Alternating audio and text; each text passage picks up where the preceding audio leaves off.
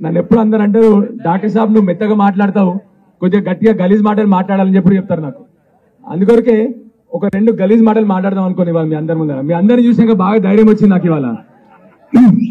Chevella parliament constituency చూసినాక నిజంగా ధైర్యం వచ్చింది నాకు ఇవాళ. రాత్రి బాగా బాధపడ్డా. వాళ్ళు పెద్ద మనుషులు ఏం అనబుద్ధి కాదు కానీ అనాల్సి వస్తుంది. ఇప్పుడు ఒకరేమో 85 ఏళ్ళు, ఇంకొకరు 70 ఏళ్ళు అనుకుంటాం. కేశవరావు గారు 85 ఏళ్ళు, వారు కడియం సిఆర్ గారు 70 ఏళ్ళు అనుకుంటాను. వాళ్ళు పెద్దలు చాలా గౌరవిస్తుండే, ఎప్పుడు అంకుల్ అని పిలుస్తుండే, సార్ అని పిలుస్తుండే వాళ్ళని. కానీ ఇవాళ అంటున్నా వాళ్ళ గురించి సిగ్గు లజ్జ లేని తెలంగాణ ద్రోహులు వాళ్ళు.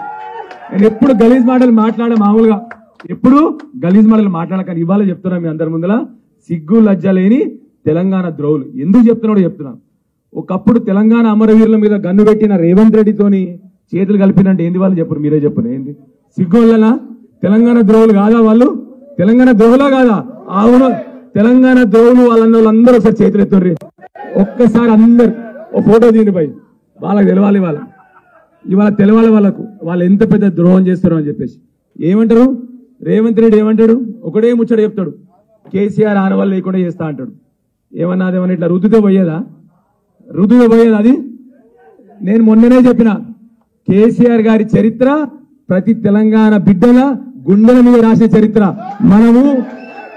మనం బతుకున్నంత కాలం, మన గుండె కొట్టుకున్నంత కాలము, మనం బతుకున్నంత కాలం కూడా తప్పకుండా కేసీఆర్ గారు ఆనవాళ్ళు ఉంటాయి.